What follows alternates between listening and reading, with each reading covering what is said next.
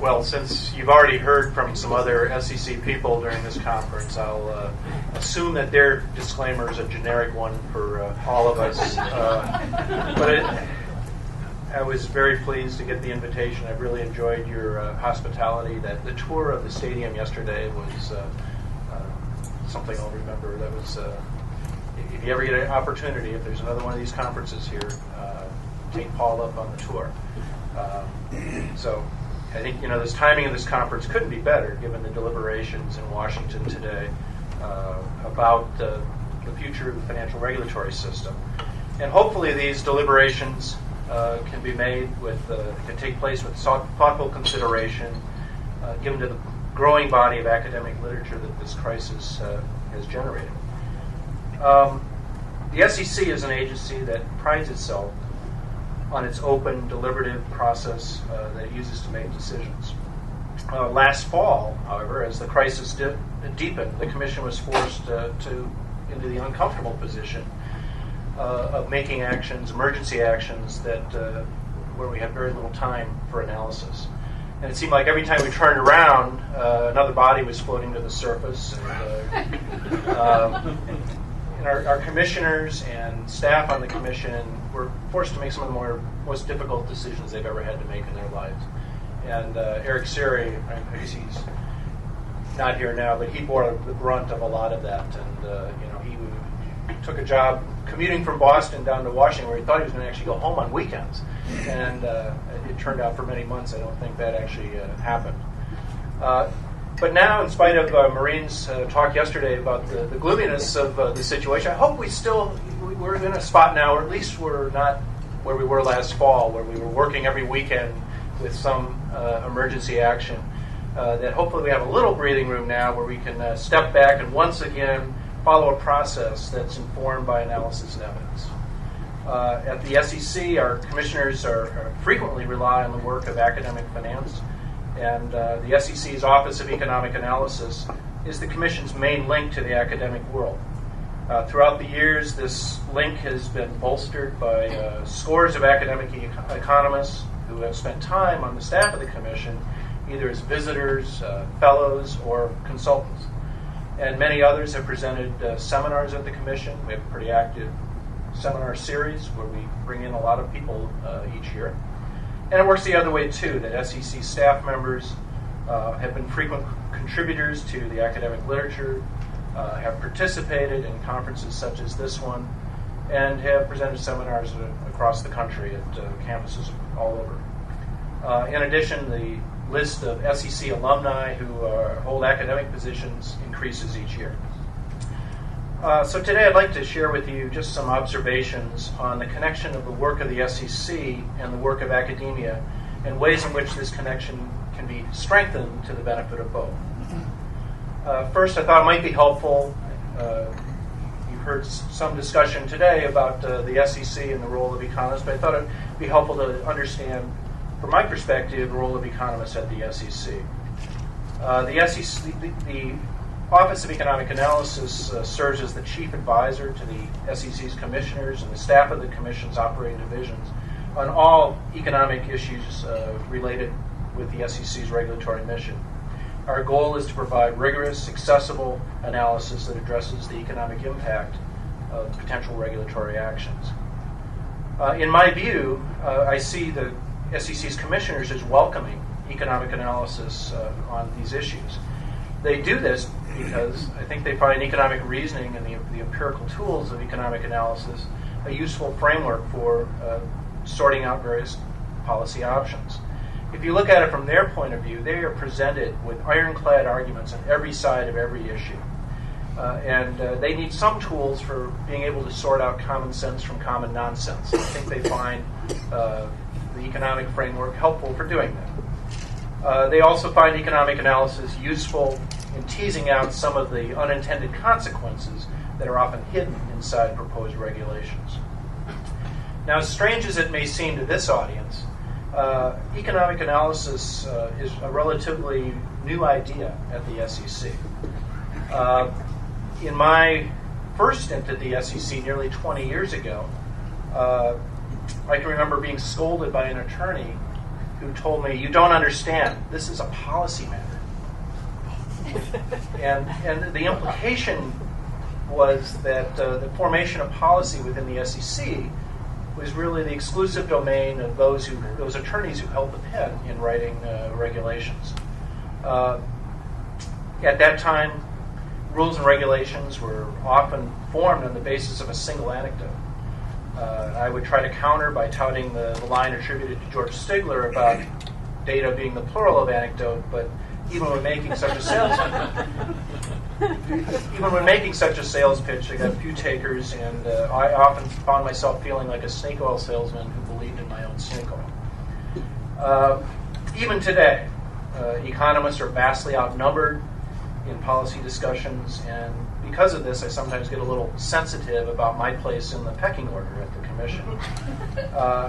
I can recall, well, just to give you an idea, I mean, there's 3,800 employees at the SEC, and we're about 35 economists. Now, not everybody of those 3,800 other are attorneys, but a large share are.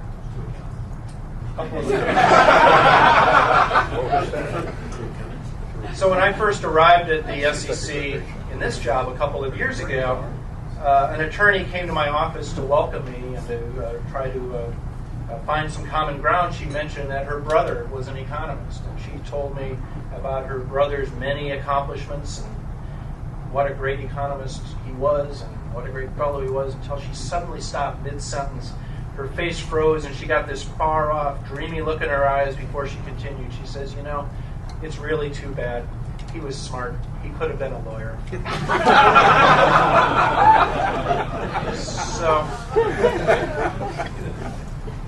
So in spite of these occasional confidence-shaking episodes, I find that attorneys and economists generally work well together in the policy-making process.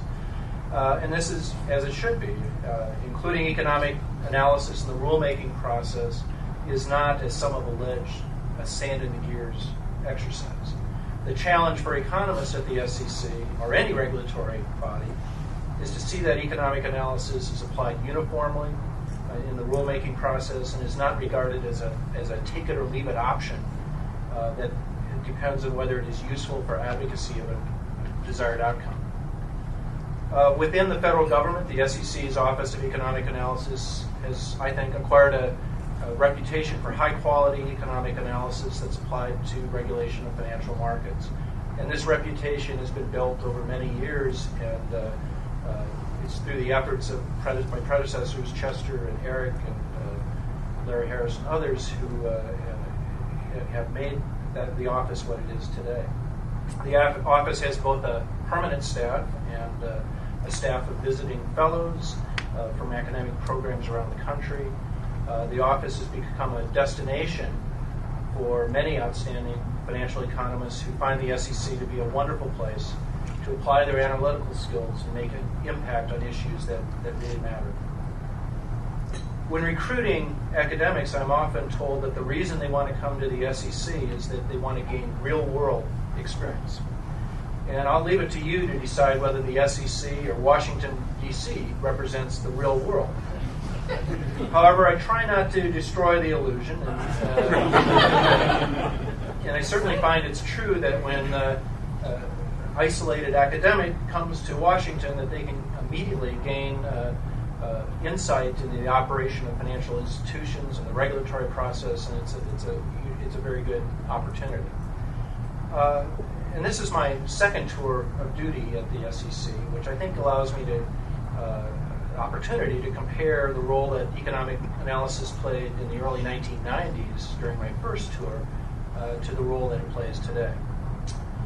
First of all, some things did not change during my 15 years while I was away. Short selling is still a hot topic. And Mary Shapiro is once again roaming the halls. But one noticeable change is the role that economic analysis plays in the Commission's work. When I left the Commission in 1992, the use of economic analysis was extremely variable, but mostly rare. It was unheard of for an economist to speak at an open Commission meeting. Within the Commission's divisions and offices, staff members felt like dealing with economists was all cost and no benefit. sometimes I felt like I was on the outside of the process looking in. And although we would field occasional questions or requests for statistics, it was primarily a shop that was devoted to long-term research projects, and where people from outside of the SEC were more interested in what we were doing than policy insiders.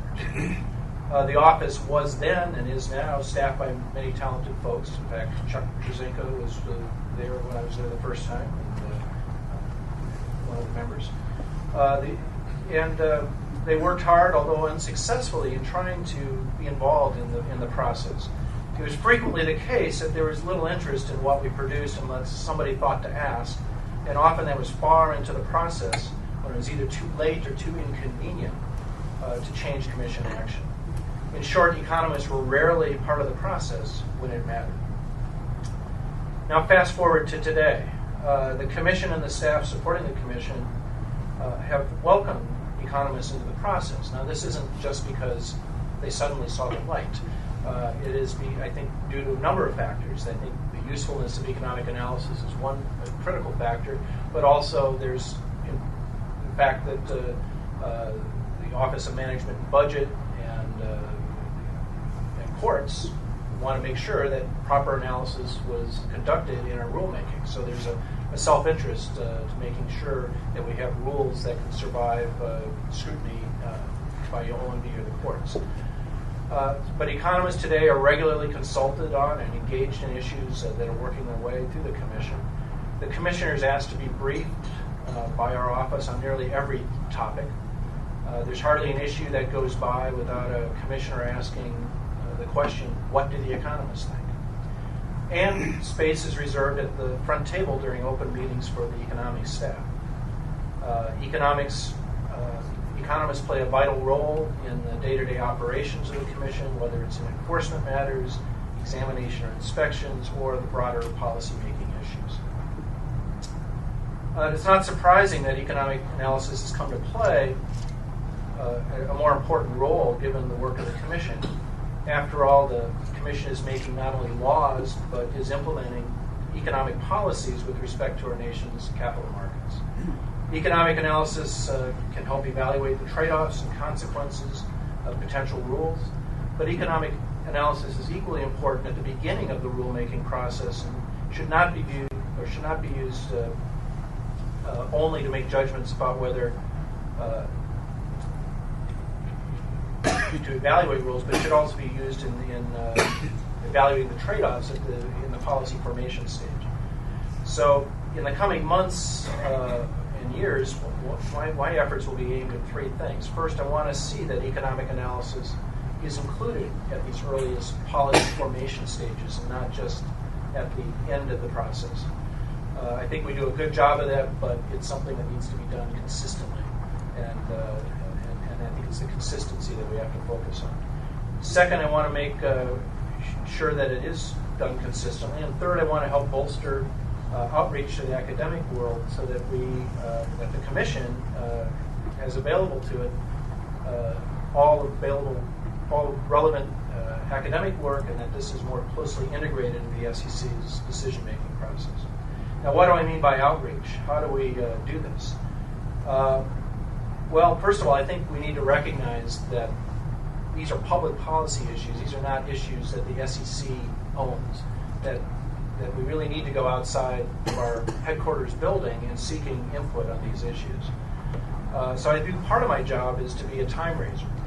That is to look around for the best and brightest from the academic world who can help us on issues that are before the commission or soon to be before the commission. And we've done this before, of course. If you look at the Reg Show pilot, 2005 to 2007, the data on short sales were publicly disseminated by the exchanges in conjunction with the TAC data. And this meant that not only were SEC economists producing their work and their study that was useful for the commission, but their other studies were part of that process too, and part of the commission's deliberations. And that was an important part of the Reg Show rulemaking back in 2007. When I discuss the role of research with SEC commissioners, one complaint I often get is that the research is not well, I guess the term today in Washington is shovel-ready. That the timing within the academic research pipeline is frequently not in sync with the timing of the Commission's decision-making process. And so I think one challenge that we have is to bring analysis to bear on issues when it is relevant to our commissioners, to the decision makers. So I think outreach means that we can't just sit back at the SEC and wait for good work to appear, that we need to be proactive and make sure that researchers understand the regulatory timetable and also understand the areas of research that will be effective in influencing policy decisions at the SEC. One attempt to do this is over the last 2 years at the Financial Management Association meetings, we've had a panel on SEC issues, and I hope that's something we can continue and maybe expand to other venues as well.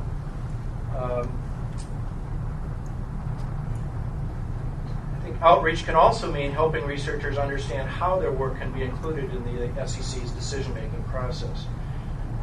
For example, participation in SEC roundtables is an important way to get research on the record so that our commissioners can consider it. And of course, we just had a roundtable this last week on credit rating agencies, and in 2 weeks there will be, it was just announced today that the May 5th will be a roundtable on short sale restrictions and circuit breakers.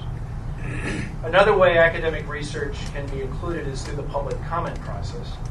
I'm always disappointed when we do not receive responses that, to the questions that we put out for public comment. And so I encourage you and your colleagues to view these requests as an opportunity to help the Commission act with a full set of information. And currently, the rulemaking on, proposed rulemaking on short sale restrictions and circuit breakers is out there. There's an opportunity, there's nearly 200 questions in that rulemaking. You don't have to answer all 200. But it would be helpful. I mean, this is an audience where there's a lot of research. We saw some this morning that I think would be extremely relevant to make sure we get that on the record so that our commissioners have the benefit of that. Another way to have your work included in the SEC's decision-making process is to visit the SEC, either as a short-term visitor, a fellow, or a consultant, or even to come give a seminar. I find that when freshly minted PhDs or young assistant professors come to the SEC, they often possess state-of-the-art analytical tools, but often lack institutional knowledge. And sometimes this detracts from the credibility of their work, especially when we try to bring it to the attention of our commissioners. By coming to Washington, researchers have an opportunity to become engaged in the Commission's work and to work with people in the industry. I think that this being engaged in the regulatory process can help researchers understand the business models that are being used and the issues that firms face in trying to comply with SEC regulations. And a side benefit is that this type of engagement often leads to interesting research ideas. So what kind of research are we looking for over the next year? Well, I think this conference, if you just look at the papers that were presented yesterday and today, they pretty much cover the central issues that we're worried about. I mean, short selling, corporate governance, say and pay, credit rating agencies, all of these are issues before the Commission over this next year, and certainly things. I think the program here would be a good guide for the type of research that we're looking for. And I think you've heard ideas from Maureen yesterday and Eric last night of other things that could be done with respect to liquidity and in particular trying to estimate the impact on liquidity of different market scenarios. I think all of this can be very useful. On my to-do list, I guess I keep a list of all the different projects that we have going on in the office, and there's probably close to 100 at one stage or another, and obviously varying priorities. But let me just give you a quick tour of some of the topics that we're looking at. And I guess what I'll do is just walk around mentally within our office. We have 3 sub-offices: an office of litigation support, an office of trading and markets and intermediaries, an Office of Corporate Finance and Disclosure, and just tell you what some of the things we're working on there. First of all, in litigation support, I'm interested in any work on how the SEC can be more effective in deterring violations of the securities laws. I think under this heading I would include work on public and private enforcement of the laws in the manner of the forthcoming JFE paper by Jackson and Rowe. I think that was a paper that certainly got a lot of play within the Commission. I'm also interested in work on optimal deterrence, including harm-based or evaluating harm-based penalties versus gain-based penalties, reputational penalties, and penalties with respect to corporate entities. Within our markets and intermediaries group, I'm interested in seeing work that's updated to include events of this last year. I find that one of the things, when I go to my commissioners and I try to present work to them and say, here's relevant research on the issue that you're concerned about, the first question I get is, when did the data stop? And if the data stopped before 2009, I lose my audience. So I guess I'm putting on an urgent request for updating some of our work to make sure that we know what we think we know. Other issues before this group include CDS clearing.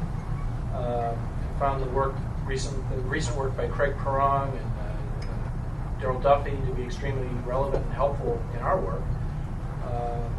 In the mutual fund area, I guess I would encourage you to look at a recent report by the Investment Company Institute that put out a proposal with respect to money market mutual funds. This is something that we'll be called on to evaluate, and it would be very helpful to have input from people in this room. One area where I'm seeing a lot of an uptick in interest is issues with respect to competition. And we saw some of it this morning with Chester's paper looking at the competition issues with NRSROs. That's the SEC name for credit rating agencies. But we're also seeing more of these I/O questions crop up in issues related to market data, clearing, securities lending, and I think that is something that I haven't seen a lot before, to see this intensity of interest in competitive issues. So that's definitely something that we're looking at and thinking about in our hiring, and we'd be interested in work that can be done in this area. Just one example would be with respect to securities lending. We've seen some new entrants. I think you heard Mike Cahill talk yesterday about what OCC is doing with the QuadraCert platform, and there's other platforms out there as well, and just questions about whether or not how this model, the standardization on a centralized platform, whether or not this is an efficient market structure. We just have very little information to go on. Most of the work on securities lending structure of that market, there's good work out there, but it's a good place to start, but I think there's more that could be done that could be helpful to us right now. In the corporate finance and disclosure area, issues that I see coming up in the next few months, the issues related to Sarbanes-Oxley implementation, the 404 provision, and whether or not the actions that the Commission and the PCAOB took a couple years ago to try to reduce compliance costs with the internal controls provisions, whether or not they've been effective or not. We're engaged in our own work on that, but clearly any work, academic work on that would be very, very helpful. And we're also interested in any work on appropriate registration thresholds, thresholds for exemptions, or the role of registration choice. And of course, we welcome any work on executive compensation, voting, proxy access, and see these as issues that the Commission is going to be looking at more closely over the next few months. So in conclusion, I just want you to know that economic analysis is alive and well at the SEC. And in spite of what I'm told that this week's Business Week, I went over to the bookstore to try to find a copy of it, but I'm told that the cover of this week's Business Week has a blaring headline that says, "What good are economists?" So in spite of this challenge that we all face, economic analysis is alive and well at the Commission, and I'm looking forward to ways in which we can bolster the link between the SEC and the academic finance community. So with that, happy to take a couple questions.